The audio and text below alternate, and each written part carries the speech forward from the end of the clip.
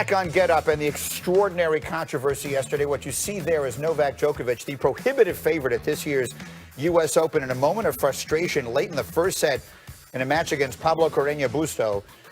He just, in a frustrated moment, just smashes the ball, and as you see, it hits the throat of a line judge who was looking in the opposite direction. And this was the conversation that ensued with tournament officials, who ultimately ruled that he would default the match, and out he goes, the #1 seed in that circumstance. Here's the great John McEnroe, who was all over the coverage for us on ESPN. And John, I will start with the most simple question, work our way from there. Do you believe they made the right decision forfeiting Djokovic from that circumstance yesterday? Well, unfortunately, I do. I don't think they were left with a lot of options. I would have loved for them to look for a way, and I hope they did, to figure out some type of way or decision that could have kept them in the tournament. But I think when it just hit her in the throat and she was having trouble breathing, that just ended any debate right there. I mean, it was obviously a fluke. It sucks.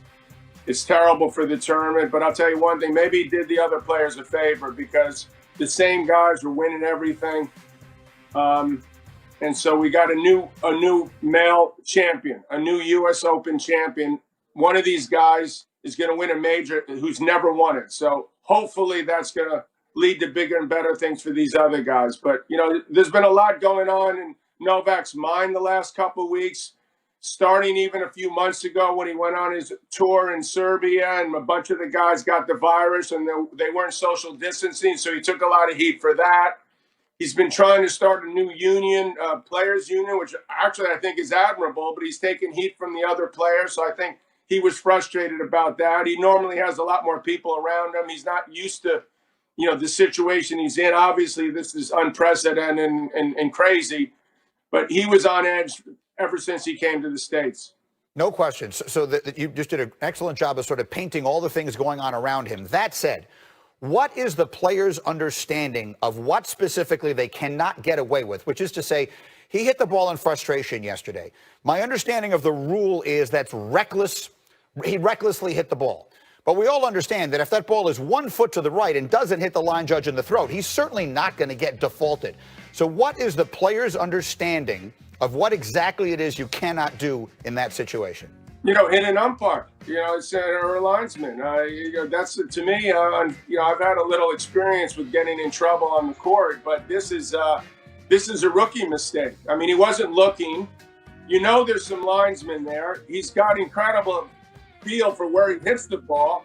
So he took a risk, you know, an unnecessary risk. He actually did it earlier in the first set. He hit a ball and he was lucky he didn't hit someone there. And sometimes, you know, 99 times out of 100, you're going to just miss the person, or the linesman may be more alert, or there may be a ball boy there that actually catches the ball, and you end up laughing about it. But this is just unbelievable that he put himself in this position. So clearly, to me, mentally, he wasn't in the right frame of mind, because he normally never would have let something like that happen. I can't believe that he let this happen.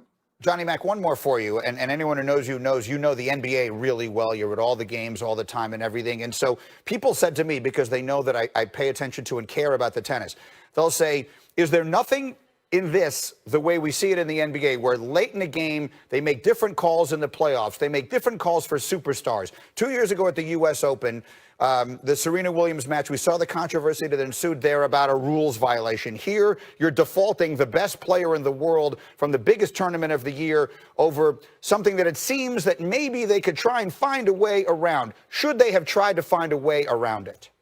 I would have liked to have seen them try to find a way around it. I mean, I'm coming from the player's perspective. I'm coming from a former #1 perspective. And, you know, here's the argument. Do you treat everyone exactly the same? Would the number 100 player in the world been defaulted? If you think that way, and a lot of people in the Association of Tennis Professionals think that way, Mike, then you got to default them. But, you know, to me, in a sport where star attraction is critical, we're going through a pandemic. It's total insanity out there. Mentally, people are under unbelievable amounts of stress. In a way, we're lucky to be playing. It would have been nice, from my point of view, to try to find a way to keep them in the tournament. Sort of the way I saw it as well, but I understand the way they do it with the rules there. John, we'll be watching the coverage today. Thank you so much for jumping on here this morning. I really appreciate it. You got it, man. Take care. All right, that's Johnny Mack with me here.